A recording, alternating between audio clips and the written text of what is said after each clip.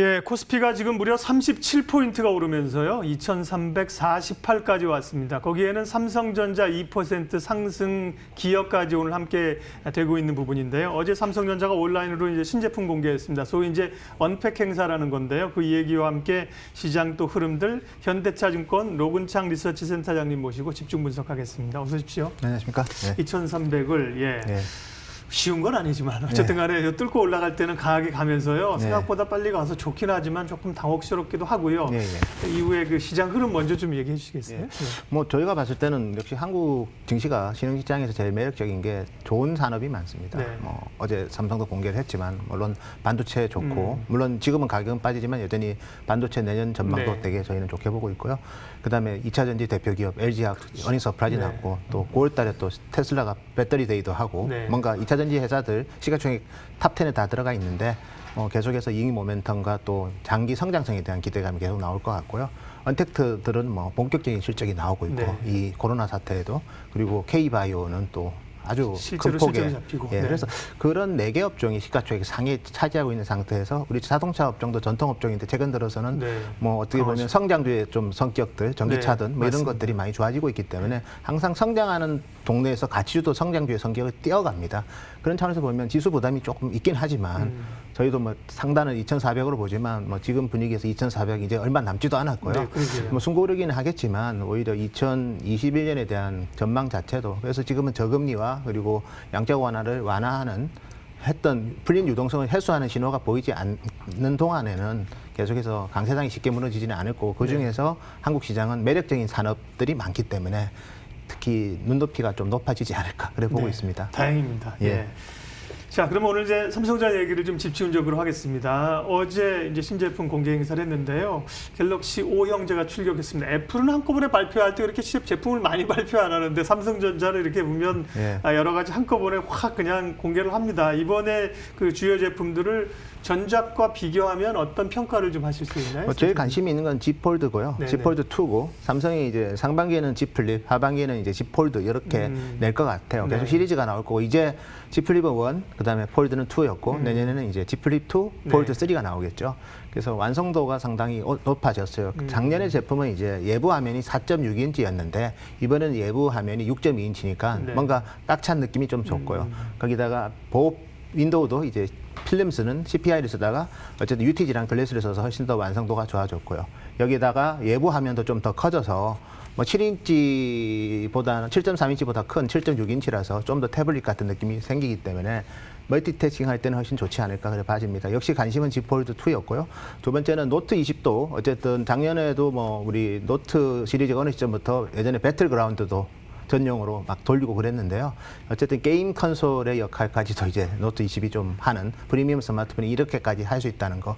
저는 또 개인적으로 좀 주목한 게 와치 3였는데요. 네. 와치 3는 삼성이 이제 계속해서 이제 최근에 심전도 우리가 뭐 원격 의료 이렇게 할 때 그렇죠. 그 환자들이 개인 단에서 필요한 진단 의료기가 필요합니다. 그게 이제 혈압 그리고 심전도 뭐 예를 들어서 혈당 이런 거를 점검하는 센서가 필요한데 그런 센서가 탑재된 이번에는 심전도 하고 혈압이 탑재됐지만 아마 가까운 미래에는 이제 혈당을 체크하는 그런 우리가 3대 기저질환 있지 않습니까? 당뇨병, 고혈압, 그다음에 심장병 이런 것들을 다 점검할 수 있기 때문에 뭐 한국은 아직 원격 의료가 통과는 안 됐지만 미국하고 중국은 되게 하락을 보이고 있거든요. 그래서 저는 와치 3도 개인적으로는 되게 좀 관심 있게 봤던 제품인 것 같습니다. 그러네요. 예. 확장성이 꽤 있네요. 좀 뜬금없는 얘기지만 갤럭시 워치 3 얘기하니까 뭐 원격 의료나 이런 것들도 관심주들도 좀 엮일 수 있을 것 같고요. 예. 폴더블은 보면 시장에서 사실 주변에서 그렇게 가지고 다니는 분들은 아직은 많지 않거든요. 가격이 비싸서 그런지 완성돼서 안 와서 그런지. 근데 삼성이 폴더블 시장은 뭐 완전히 주도하고 나가는 것 같은데 애플도 그쪽 시장을 하나요? 뭐 고민을 하는 건가요? 애플은? 일단은 삼성이 올레드 스마트폰을 내고 나서 상당 시간 지나서 애플이 이제 아이폰 10에서 올레드를 탑재를 했지 않습니까? 네네. 초기 반응을 볼 거예요. 지금 작년은 뭐 첫 번째 제품이니까 네. 뭐 얼리 어답터가 좋긴 하지만 또 어떻게 보면 뭐 테스트 베드가 될 수도 그렇죠. 있고 마루타가 나쁜 표현으로 보면 마루타가 예. 될 수도 있는데 올해 나온 제품은 작년보다 훨씬 더 작년 지적된 문제들이 많이 사라졌고 내년 되면 이제 한 1,000만 대 가까이 아마 목표로 해서 제품을 내면 그때부터 애플은 이제 제품 디자인에 상당히 좀 고민을 할 것 같아요. 네. 그러면 빠르면 2022년 하반기 늦어도 2023년에는 한 개 모델 정도는 좀 애플도 뭐 아이폰이 요즘 많이 나오잖아요. 이번에 그렇죠. 4개 제품이 나오거든요. 네. 그 중에 아주 프리미엄 제품, 뭐 프로맥스 이런 쪽에는 아마 한 개 정도는 폴더블을 실험적으로 탑재하지 않을까 생각합니다. 늦어도 2023년 네. 정도는 애플도 그대로 고민할 쫓아갈 수는 없으니까 애플스럽게 뭘 좀 또 폴더블을 좀 하겠군요. 네. 뭐 그럴 수 있을 것 같습니다. 네. 예. 삼성전자가 지난번 실적 나올 때도 보면 이제 반도체 쪽이 좋았고 IM 쪽도 지난번에 생각보다는 선방을 한 건가요? 이번에 이제 신제품 나오면서 다시 세계 스마트폰 시장을 좀 뺏어올 수 있을까?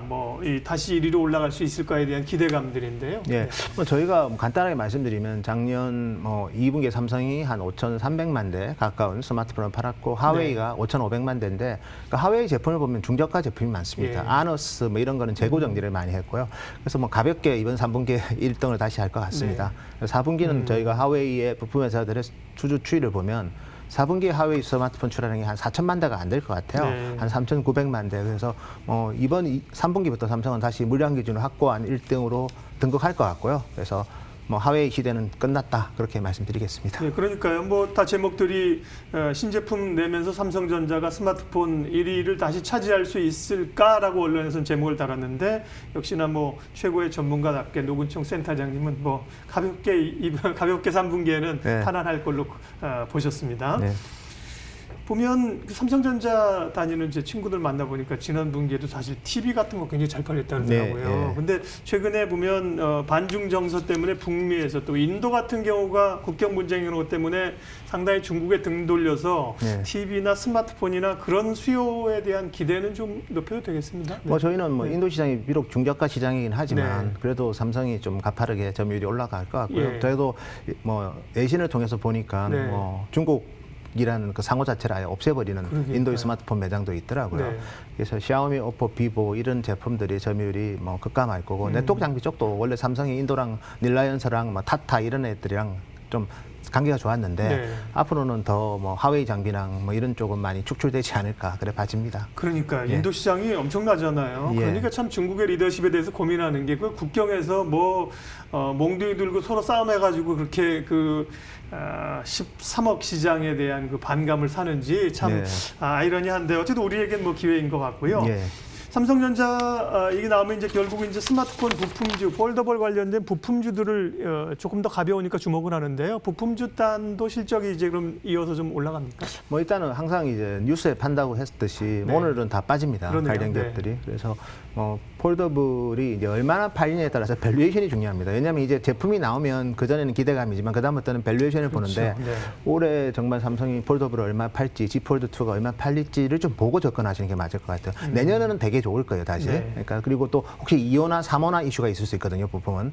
그런 부분도 점검을 해야 되고 두 번째는 올해는 이제 예를 들어서 G 폴드가 200만 대도 안 팔려버리면 이게 실적이 생각보다 부품주도 안 놓을 수 있거든요. 그래서 그런 부분 감안해서 지금은 성급한 추격 매수는 조금 자제하면서 2021년에 제품 라인업과 함께 좀 저점 매수를 노리는 전략이 부품주는 맞지 않나 이렇게 봐집니다. 네, 부품주 가운데 뭐 세경 하이테크, 파인테크닉스 주가 있으면 한번 보여주세요. 이런 종목들 강했는데요. MC넥스 이런 종목 오늘은 이제 뉴스과에 좀 밀려가는 분위기이고요. 자, 그럼 이제 궁금한 삼성전자 얘기를 하겠습니다. 삼성전자 최근에 외국인들 샀던 것도 결국은 인텔 효과가 상당히 보인다는 건데요. 그런 점에서 비메모리 쪽, 바운드리 쪽, TSMC와 격차를 줄여나갈 수 있을까 궁금증입니다. 네. 네, 지금 TSMC가 이제 5나노 제품들을 많이 만들고 있습니다. 네. 7나노는 뭐 TSMC가 뭐 한 35%입니다, 매출액에. 네. 그래서 5나노 제품들이 이번에 아이폰 12에 들어가는 A14 칩, 그다음에 뭐 사라지는 회사긴 하지만 하이실리콘이라고 하웨이 자회사에 예. 들어가는 기린천, 그리고 퀄컴의 이제 새로운 칩들이 다 5나노 제품들인데요. 삼성도 당연히 갤럭시 노트 20에는 5나노 제품 엑시노스 992가 탑재가 됐습니다. 그래서 5나노에서 당연히 TSMC가 뭐 IP 라이브러리도 많고 여러 가지로 경험도 많고 생산 공정도 좋지만 삼성도 뭐 2등으로서 부끄럽지 않은 제품들이 나오고 있기 때문에 갭은 유지되겠지만 어느 시점에는 그 2등도 필요합니다. 항상 AP 메이커든 아니면 칩셋 메이커, 로직 IC 메이커한테 1등한테만 다 받으면 가격 내고가 좀 힘들거든요. 그런 차원에서 삼성은 기회가 있을 거고요. 인텔 이슈 관련해서도 우리가 냉정히 보면 인텔이 CPU를 아마 삼성한테 주기는 쉽지는 않을 거예요. 아마 파운드리 주더라도 그리고 초기에는 뭐 PC GPU일 거고 아마 TSMC에 주고 칩셋은 또 삼성이 또 일부 하고 있거든요. 그래서 뭐 그런 부분들은 이제 가능할 것 같습니다. 그리고 TSMC한테 고객들이 또 삼성이 고객들입니다. TSMC 주력 고객인 AMD, 엔비디아, 퀄컴 얘들이 또 삼성한테 바운드리를 받는데 예. 그 비중이 올라갈 수도 있겠죠. TSMC가 인텔 때문에 바쁘면 그 캐파가 정해져 있기 때문에 또 일정 부분 캐파는 또 삼성한테 할당이 될 수도 있을 것 같습니다. 근데 최근에 그 반도체 가격이 좀 6개월 만에 돌아섰다는 얘기가 최근 며칠 전에 기사가 있었어요. 예, 그 예. 반도체 가격이 중요할 텐데요. 반도체 가격 얘기하고 삼성전자나 반도체에 관한 전략까지 좀 마무리해 주시겠습니까? 예, 반도체 가격은 지금 서버 디램이 7월 말에 이제 6.4% 빠졌고요. 네. PC 디램도 5.4% 하락했습니다.